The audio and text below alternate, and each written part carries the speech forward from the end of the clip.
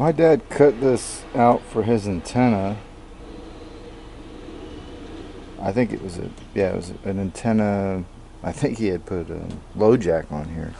So he drilled a hole in here and put this antenna, and it was an auto rise antenna. So I'm gonna fill that back in and go with the other original hole for the antenna in the front. But anyway, I used a step bit to kind of clean this up and make it a little bit smoother.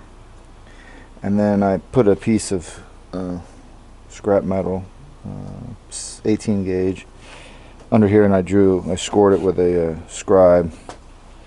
And then I cut this out with a pair of snips and kind of filed it down to clean up the cuts from the manual tin snips. So this is what I got. And there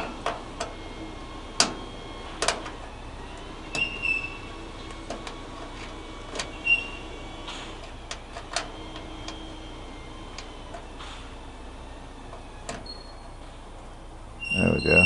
I'll probably use a magnet. Problem with the magnet is it tends to mess up the arc.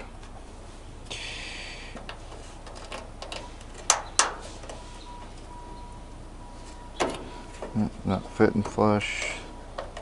Try to find my spot. That's a little high there.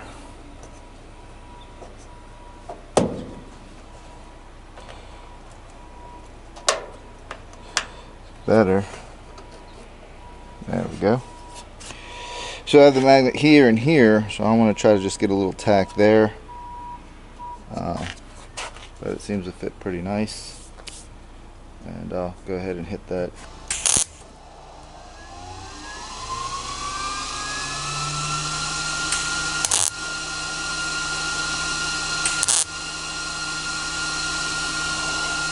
So I'll let that cool down a little bit. Then I'm going to move the magnet that's around this area out, and then I'm going to hit this side, and then I should be able to take the magnets out. If I were to hit over here, it kind of messes up the arc from my experience.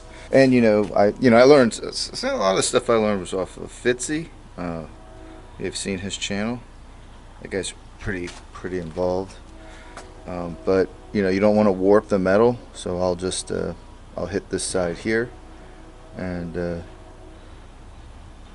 take my time and just do little beads all the way around and then grind it down.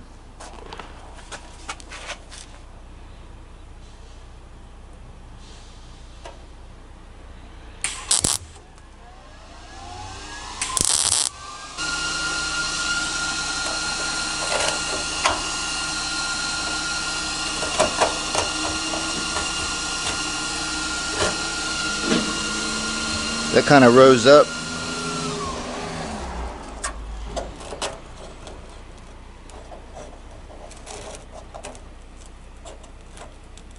The magnet's kind of tough to get out.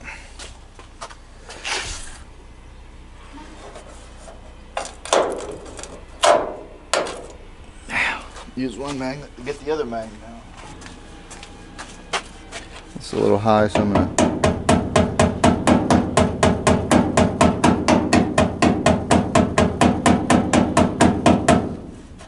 also, it expands, so when you hit it, the heat kind of pushes out. So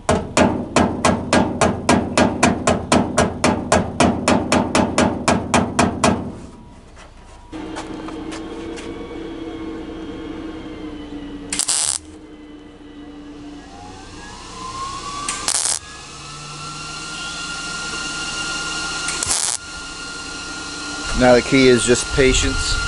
I'll let it cool down, come back and pivot off of each one of these beads here. I might just do two because it's such a small area, and then we can start grinding it down.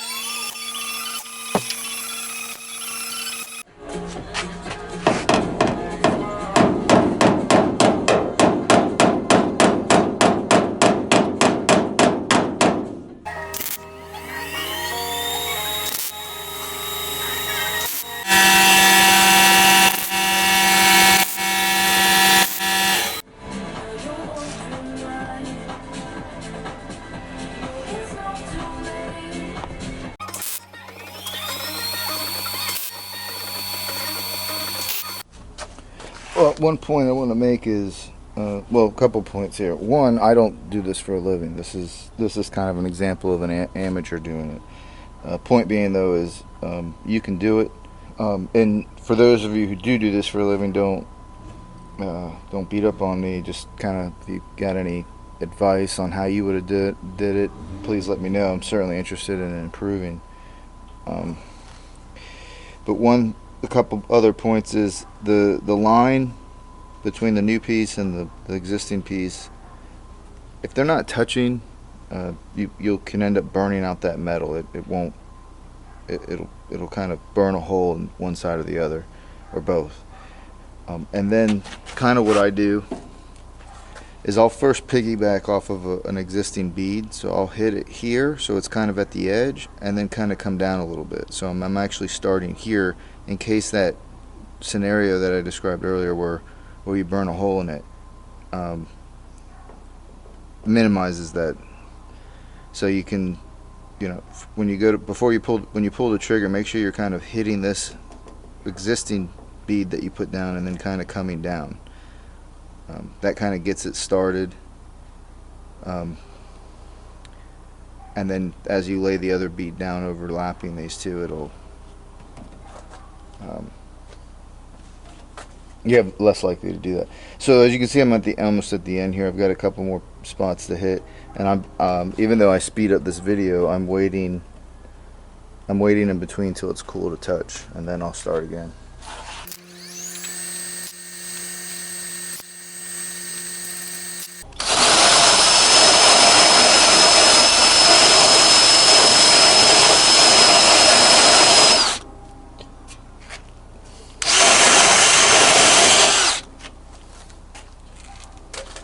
Just to kind of get all the soot off of there.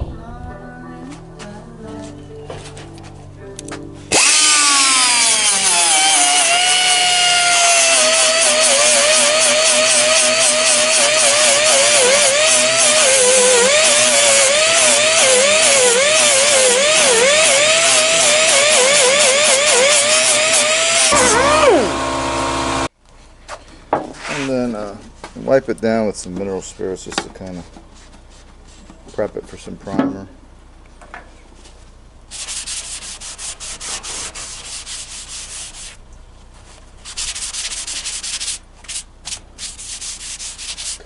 Let that dry.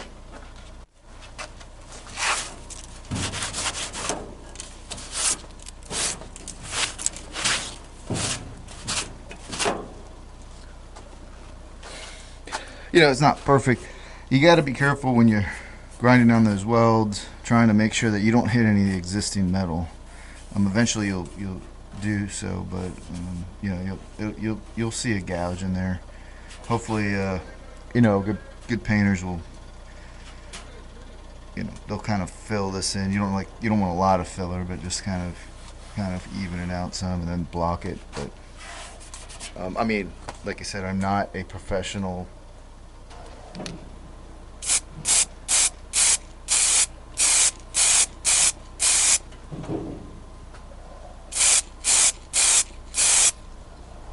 There you have it.